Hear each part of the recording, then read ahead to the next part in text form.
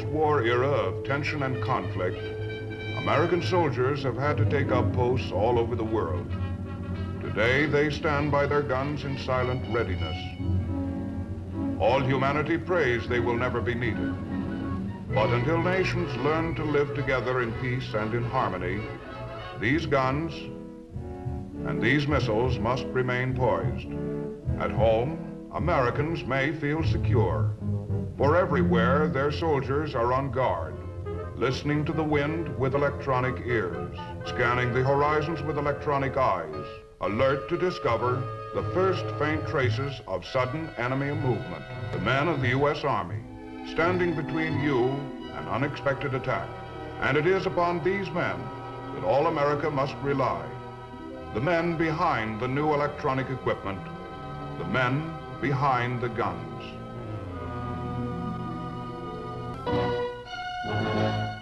I am First Sergeant Richard B. Galland, U.S. Army. This is my home, Berlin, East Germany. It's a quiet city with broad streets, monuments, a lot of places for a GI to visit. We think it's good duty. My outfit's the 6th Infantry Regiment. It's a pretty sharp outfit, too. We have to be sharp because we're a show unit. Every day all over Berlin, we're on public display. We're constantly under inspection by the eyes of the German civilian population. The Germans have a tradition of fine soldiering. We're showing them that we're the best.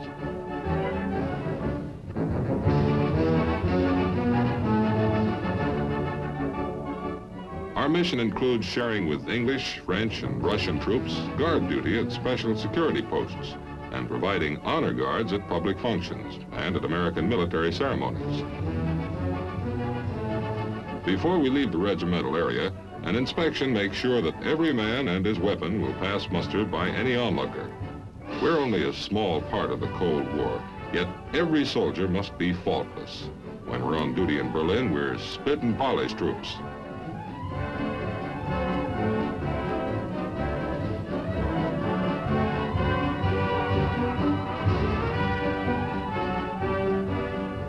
To a German, a soldier's appearance is the key to his character.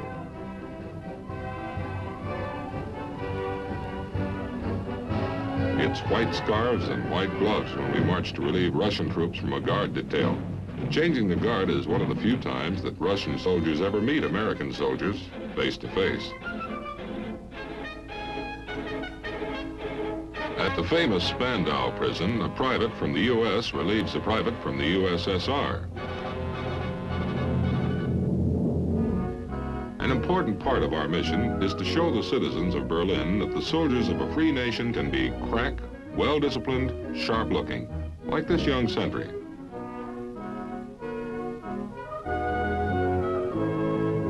Keeping the 6th Infantry Regiment up to the high standards demanded requires hard work, patience, and sound planning. I'm going to show you something about how the 6th is run. I know quite a bit about this. You see, I've been First Sergeant here for 3 years. Every month, the regimental commander, Colonel Walker, calls a special meeting of the regiment's top NCOs. He goes over military matters from discipline to personal appearance, making sure that there are no slip-ups, making sure that every man understands the importance of being stationed in Berlin. In this conference, all of us are master sergeants and some of us are top kicks, first sergeants. That's me on the left, Richard B. Galland. I'm regular Army, saw my first uniform back in World War II. And I'm proud to say that this outfit is one of the best I've ever served with. My company is C Company, Charlie Company. Our workday begins at 0730. For me, that means being at my desk. First thing every morning, I've got to see that the orders of the company commander, Captain Mack, are being properly carried out and that all administrative procedures are being processed. Sick reports, duty rosters, supply requests, all pass over my desk before being sent to the captain. Captain Mack wants the best company in the regiment, and so do I. To get it, we've got to keep the paperwork moving. Some people call this a paper war, but feeding, clothing, and looking after 200 men takes time and effort.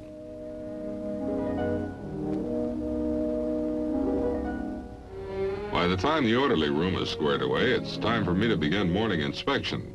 The men of the 6th Infantry Regiment keep their quarters pretty sharp, but when you've been inspecting barracks as long as I have, you know that there are always some imperfections which need correction, like this badly worn boot that could cause some soldier lots of trouble on a long cross-country march.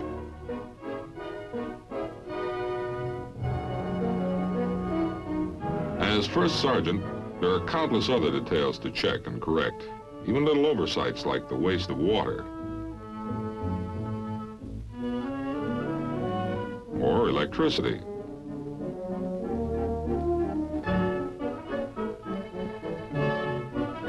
About 08:30 every morning, after the administrative routine and inspection, I usually take a coffee break with as many of my NCOs as are free.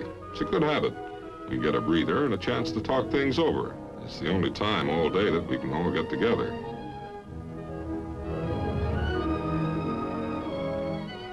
Over a cup of coffee and a smoke, we go through the work schedule. I've got to make sure that every man knows exactly what's expected of him.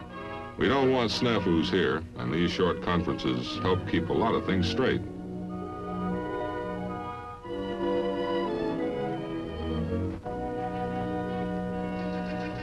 For the men in the company, those who aren't on duty in the city, we maintain a constant training program. We're infantry troops, and that means we stay in shape. Because we're behind the Iron Curtain, we've got to be alert should we be called upon in any emergency. So it's important that we keep the men in top condition at all times.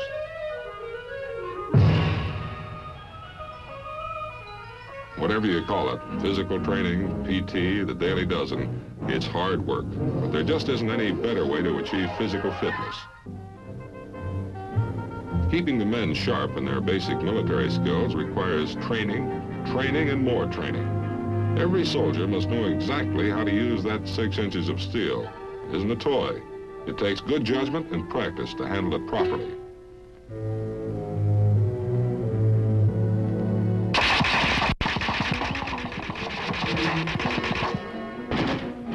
The machine gun's another standard infantry weapon. We want every man in the company to become proficient with both the 30 caliber and the 50 caliber machine guns. Almost every morning ends up like this, cleaning the equipment which has been used in training. A good infantryman can assemble and disassemble every one of his weapons, in the dark if necessary. So cleaning these guns actually serves a double purpose. It keeps them in good working order and keeps the men familiar with all of their operating parts.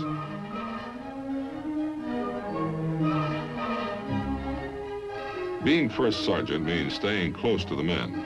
Deficiencies must be explained and then corrected. Cleanup details can become good discussion periods. The more a soldier knows about his weapons, the more useful they are to him. There's a lot more to a machine gun than just pulling the trigger.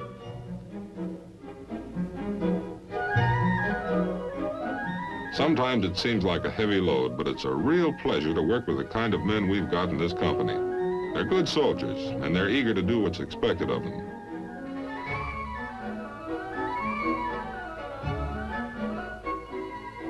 While the men finish cleaning their weapons, that's usually my time to run a quick check on the mess hall. I take a look in here before every meal. It keeps the kitchen detail on its toes. You just look around this kitchen. It's spotless. More than that, the food is first rate, and it's a real art to prepare appetizing meals when you're cooking to serve 200 helpings.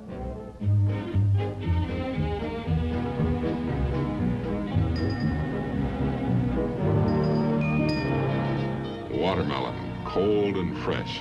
We get food from all over Europe. When you work men hard, and we do, the food they get means a lot, and the food supplies we're issued are prime quality and with plenty of variety. And our kitchen staff can really turn out some fancy cooking.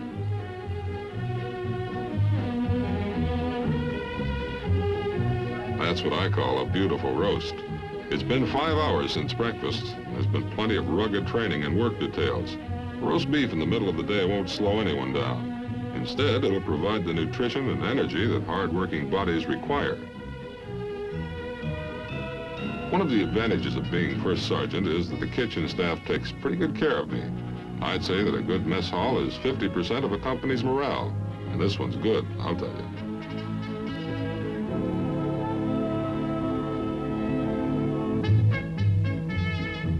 We run what's called a family-style mess. It's as attractive and comfortable as we're able to make it. Chow time is a good opportunity to check with the men on impersonal matters. There's more to Army life than just drilling or training. Good morale is a constant objective. At the same time, I can almost always spot a man recently returned from leave. You can tell just by the back of his head.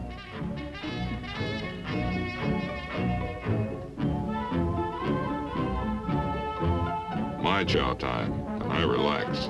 When you've spent all morning answering questions in the orderly room, checking the training program, and being constantly on the move, it's good just to eat quietly and read. Moments like this are too few in my day.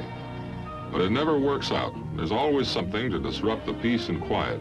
I'm always hoping it's something that'll wait till after lunch, but somehow it never is.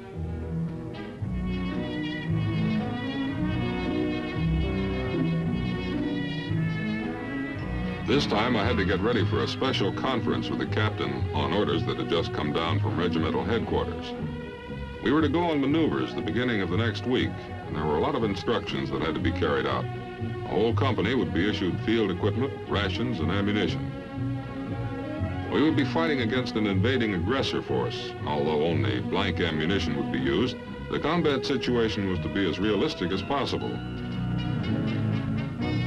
The preparations for the maneuvers, of course, were in addition to our normal duties in Berlin, so the work schedule was practically doubled.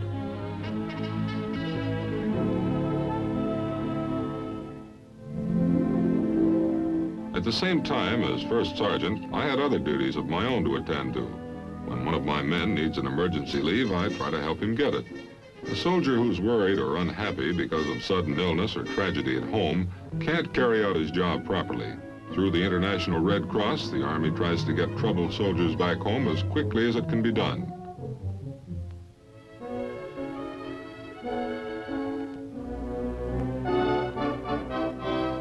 During the next few days, we put the company through an intensive series of field exercises to prepare them for the coming maneuvers. Our regiment is being reorganized for atomic warfare under the new pentomic table of organization. With an emphasis on more firepower and less manpower, smaller groups of men are learning to do bigger jobs, so more is demanded of today's soldier. He must adapt himself to the demands of atomic warfare, and he must be proficient with every infantry weapon. This kind of realistic training makes our men able to react quickly and effectively to every combat situation. If ever an emergency arises, these troops know exactly what to do.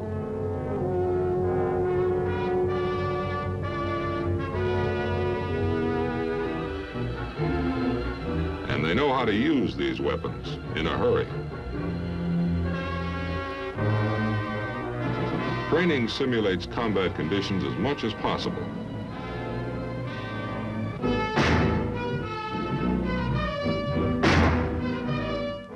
The regiment's training program serves a definite purpose. A soldier can get out of shape in a few weeks. He can forget little details about how his equipment works, little details that might be vital in an emergency. But with the help of regimental instructors, errors are noted and corrected. Field training is an indispensable part of military instruction.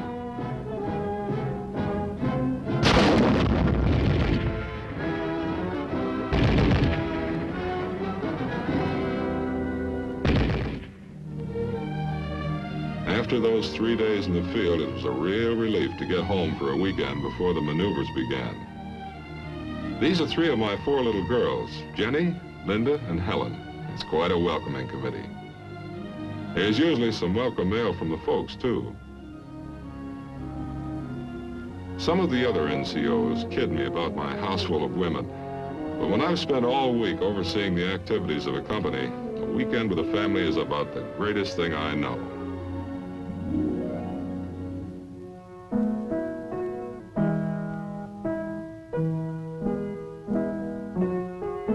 Just listening to Linda play the piano relaxes me like nothing else can.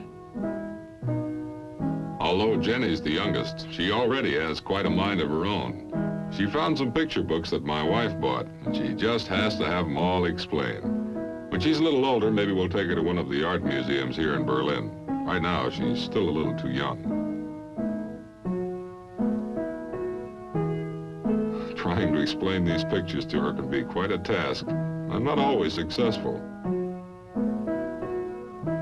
Through the Army, we found a nice little house. There's plenty of room for the 6 of us, and it's very comfortable.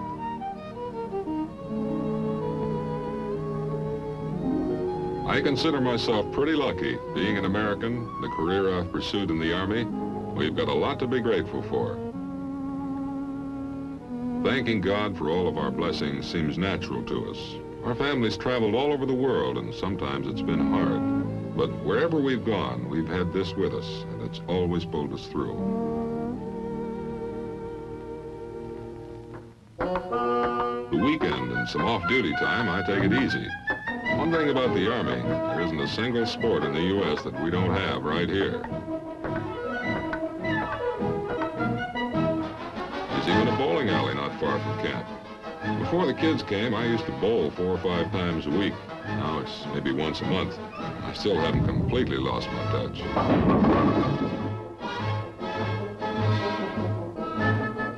There's golf, too, but the way my buddies play, they'd be better off in a miniature golf course than out here. The weather in Berlin, which is about the same as in New England, is great for football. We've got a regimental football league in which every company is represented. My wife and the kids like these games because there's really plenty of spirit. The play isn't exactly professional, but the boys get out and give it a real college try. The big games are on Saturday afternoons. Sometimes the whole regiment is out to watch. This is one place, I'm sorry to say, that Charlie Company doesn't always shine.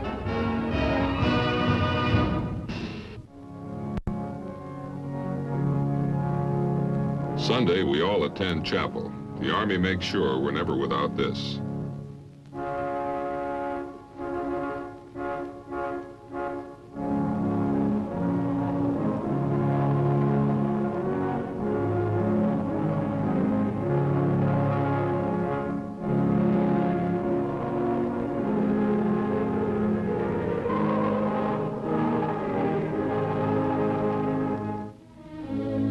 After chapel is a good time to look over Berlin. Although much of the city was destroyed during the war, there are still plenty of places to visit. After all, this city goes back more than 1,200 years. That's the amphitheater where the Olympics were held in 1936, and our Jesse Owen ran off with the show.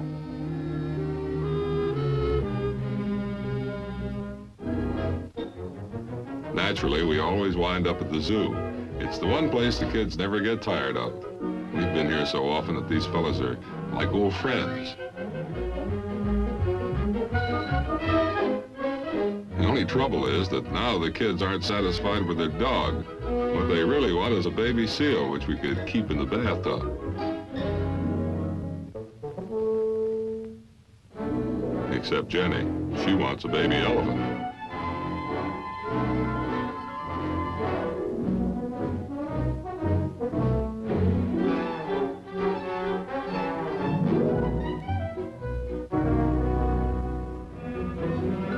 Big day, Monday, an hour before dusk. The regiment began moving out for maneuvers.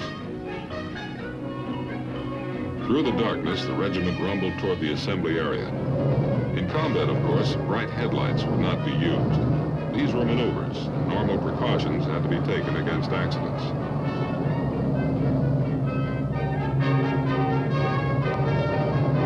That night movement brought back memories of World War II convoys to many of us.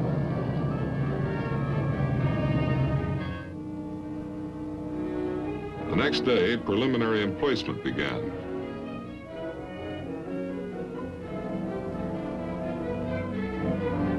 We dug in and installed communications. Each soldier had his job and knew exactly what was expected of him.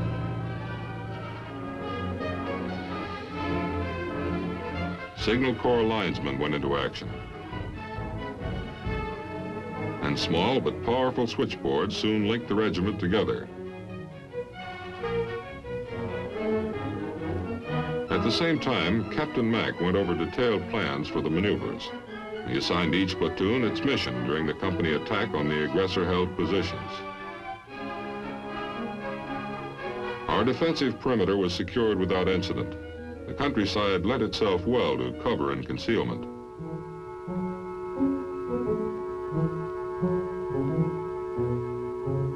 By late afternoon, we were ready, quiet, waiting.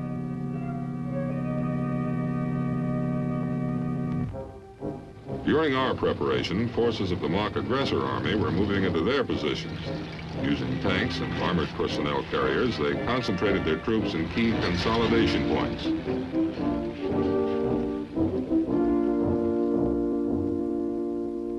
Early the next morning, the regiment moved out. Our company was widely dispersed, broken into small groups which were joined by a radio telephone net.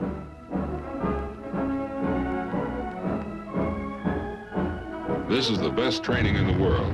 There's no better way to really teach men to overcome obstacles of terrain and weather. As first sergeant, I moved out with the squad. The stream was cold and the bottom was slippery. On both sides of us, other small teams were fording this stream.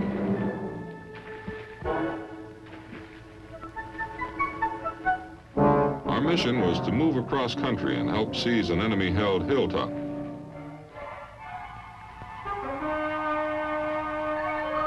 As we approached the objective, mock explosions made the situation more realistic.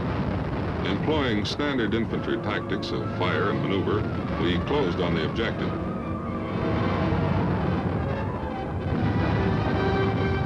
Coordinating widely scattered units in combat is no easy matter, but using a flexible communications net, the whole company was brought into position for the final assault.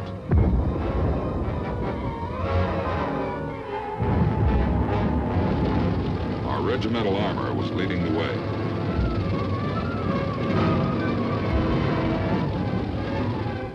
The signal to advance was given.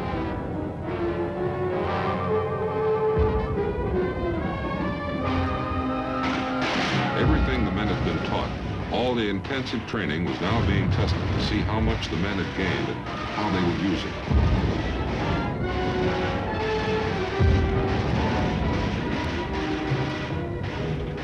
The small groups of aggressors were quickly routed. The objective was seized. Our estimated losses were light.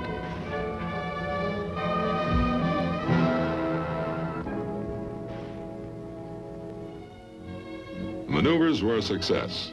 A tired but proud company of men headed back for the assembly area. Take a look at Charlie Company. They stand straight, march tall. Turning out soldiers like these makes the hard work well worth it.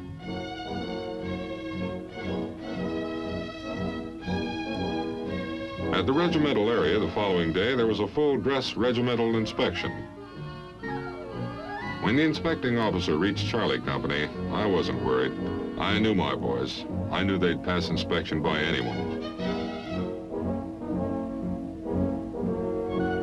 From the guidon bearer who sets the pace to the last man in the last rank, it's a fine company, the best.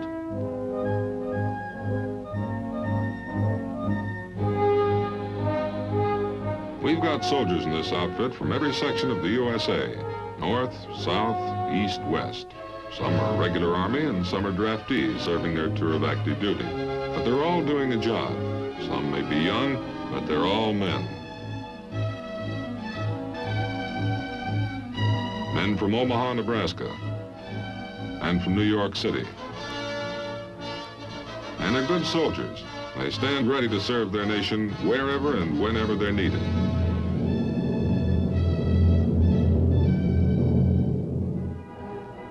The following day, a full-scale parade was held. Colonel Walker was the reviewing officer. It's funny the things you think about when you're marching in a review. It seems like a long time since I first joined up, but they've been good years. I've been able to serve in many foreign countries, and I've worked hard, but I've had my rewards, too.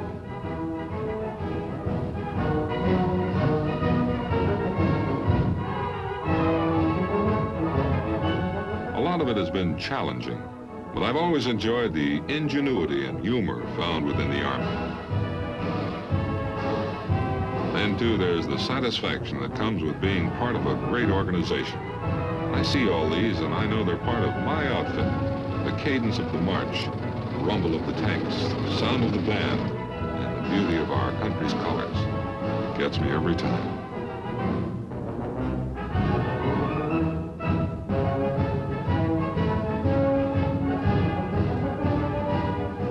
But the biggest satisfaction for me has been knowing that what I'm doing is important.